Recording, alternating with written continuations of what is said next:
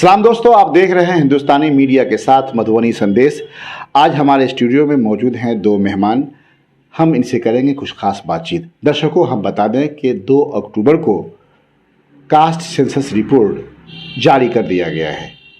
ये कह सकते हैं कि उप मुख्यमंत्री तेजस्वी यादव और बिहार सरकार की बहुत बड़ी कामयाबी है, बहुत बड़ी उपलब्धि है, क्योंकि कास्ट सेंसस रिपोर्ट को लेकर जिस तरीके से केंद्र सरकार अड़चन डालने की कोशिश की थी, हालांकि बिहार में भी हाई कोर्ट में कई बार मामला दर्ज किया गया, लेकिन कामयाबी तेजस्वी यादव और राज्य सरकार को मिल चुकी है। इसी मुद्दे पर हम बात करेंगे और जानेंगे कि आखिरकार लोगों के मन में इस रिपोर्ट के बाद किस तरह की बातें पैदा हो रही है। जो जाति गणना जो रिपोर्ट आई है, जिसमें पता चल गया है कि किस जाति के कितने % लोग हैं यहाँ। जी सर, जी सर। आपको ये पता होगा, आपका एक % आ गया होगा कि आपकी आबादी एकदम है। क्या लग रहा है कि ये जो तेजस्वी यादव है उप मुख्यमंत्री या बिहार सरकार, चाचा भतीजा को क्या बहुत बड़ी कामयाबी? सर, हमारे भावी देश के आने वाले मुख्यमंत्री, हमारे जन लोकप्रिय हमारे तेजस्वी भैया जी को मैं दिल से बधाई देता हूं कि कल्पना का चीज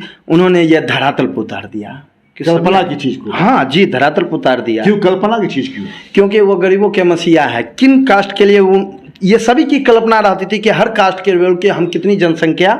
तो ये बिहार से जो शुरुआत किया है उन्होंने, जो तेजस्वी जी, जो माननीय मुख्यमंत्री जी हमारे नीतीश कुमार जी, हर राय मशवरा कार्य आज के डेट में नौजवान युवा, हमारे भावी होने वाले मुख्यमंत्री हमारे तेजस्वी जी से लेकर ये जो बिहार को जो उन्होंने सम्मानित करने का काम किया है जाति गणना, उनको मैं दिल से धन्यवाद देता हूँ सर। अच्छा, ये बताइए, बड़ी चीज है। ये बताइए कि अभी जो रिपोर्ट आई है, सेंसस रिपोर्ट में ऐसा देखा गया है क्या कि अब ये साबित हो गया है कि सबसे बड़ी आबादी बिहार में वो मुसलमान की है। हाँ, दूसरी आबादी यादव की है, तीसरी आबादी कुर्मी की है। जिस तरह से आबादी है, तेजस्वी यादव अभी पिछले दिनों भी एक इंटरव्यू में कहा है कि अब हक आबादी के हिसाब से हक मिलेगा। क्या समझते हैं इससे आप? सर, इसकी बहुत ही अच्छी। आज तो हम भी तो जाने कि आज हम कितने % हैं उसमें। अब हमारी भी तो हकदारी के जो नीचे पायदान पर है, अब वही हमारे बिहार सरकार और हमारे भावी माननीय होने वाले मुख्यमंत्री तेजस्वी भैया जी देखिएगा, वो सोचेंगे सबसे नीचे तबके को, लोगों को भी अब वो स्थान दिलाने का वो काम करेंगे।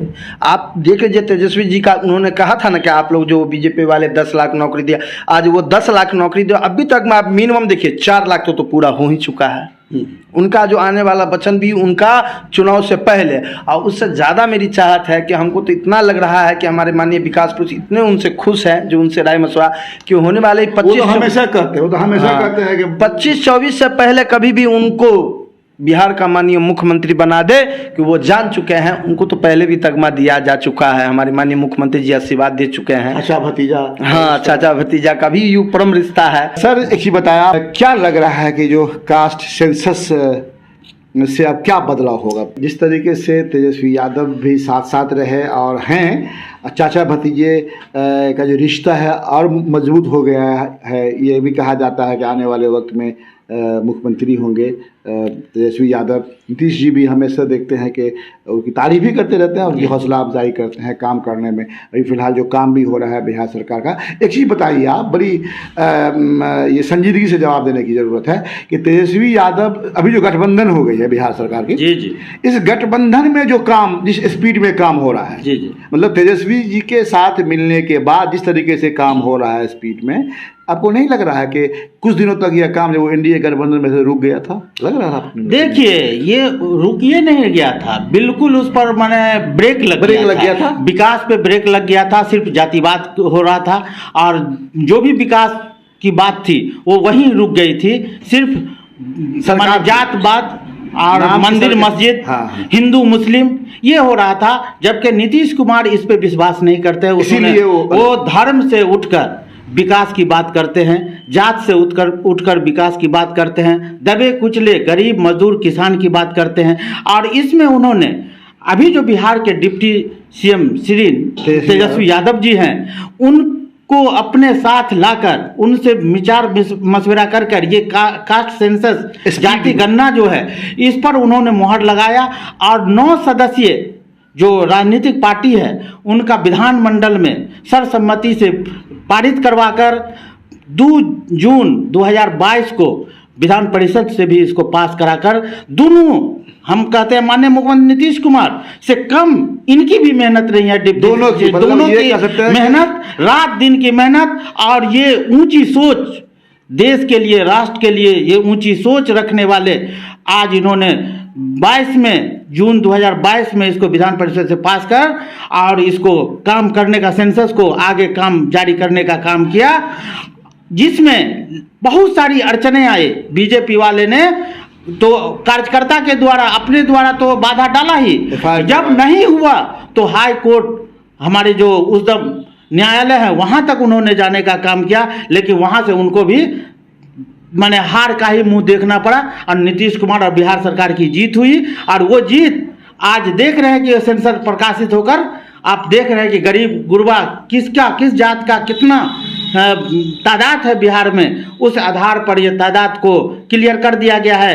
अब कल ही आप देखिए कि फिर 9 सदस्यीय सभी राजनीतिक दलों की बैठक कर ये निर्णय लिया गया है कि अब इस पर हम कैसे विकास की बात करें, किस जात को, किस धर्म को, सुनिए, किस धर्म को, किस जात को क्या विकास की जरूरत है, उसका क्या भागीदारी है, सबको मिलने जा रहा है और मिलेगा। अच्छा, ये अहमद साहब बताइए, अभी तेजस्वी जी कल बोल रहे थे कि हम जाति के परसेंटेज के हिसाब से हम उसका हक देंगे, क्या लगता है तेजस्वी जी इस पर खरे उतरेंगे?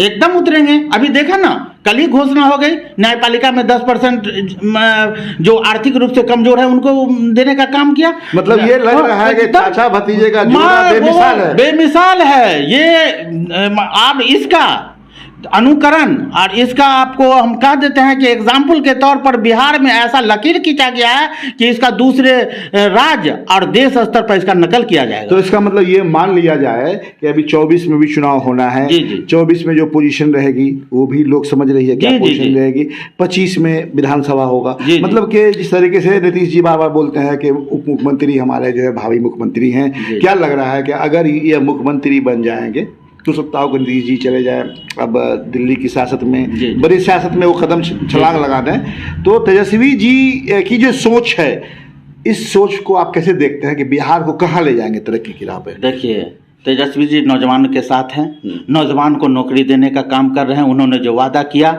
मैं नीतीश कुमार के साथ मिलकर कि 10,000 नौजवानों को मैं रोजगार से जोड़ूंगा, 10 लाख को नौजवानों को मैं नौकरी दूंगा, उसको कारोबार से जोड़ूंगा।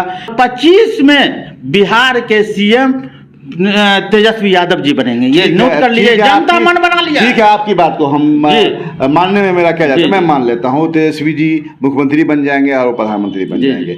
आप बताइए कि अभी जो सेंसस निकला है, इसमें बहुत लोगों को पहले गलतफहमी थी कि हमारी तादाद ज़्यादा है, पॉपुलेशन ज़्यादा है, लेकिन पॉपुलेशन तो छट करके यादव और मुसलमान की आई। जी नंबर 1 पे मुसलमान है और दूसरे पर यादव है। इसका मतलब ये हुआ कि अब इस दोनों का जो हिस्सेदारी है वो पहले से बढ़ जाएगा। आप देख लीजिए, अब हम बताते हैं आपको, 18% लमसम मुस्लिम आ गए हैं बिहार में और 14% लमसम यादव आ गए हैं। अब दोनों की भागीदारी तो निश्चित मिलेगी ही, हर क्षेत्र में मैंने तादाद के हिसाब से, सेंसस के हिसाब से इनको भागीदारी तो वादे है सरकार का कि जिसकी जो तादाद होगी उसकी वो भागीदारी होगी, उस हिसाब से तो मिलना ही है। बहुत बड़ी बात कहा अहमद हुसैन ने, इन्होंने कहा है कि मुसलमान तो साथ है ही, यादवों को भी जो है अब पूरी तरह मजबूती के साथ देना होगा, इधर उधर नहीं भटकना होगा, तब जाकर के जो तेजस्वी यादव हैं, तेजस्वी यादव और मजबूत होंगे। जिस तरह से काम करा रहे हैं उससे अच्छा काम करेंगे, मुख्यमंत्री बनेंगे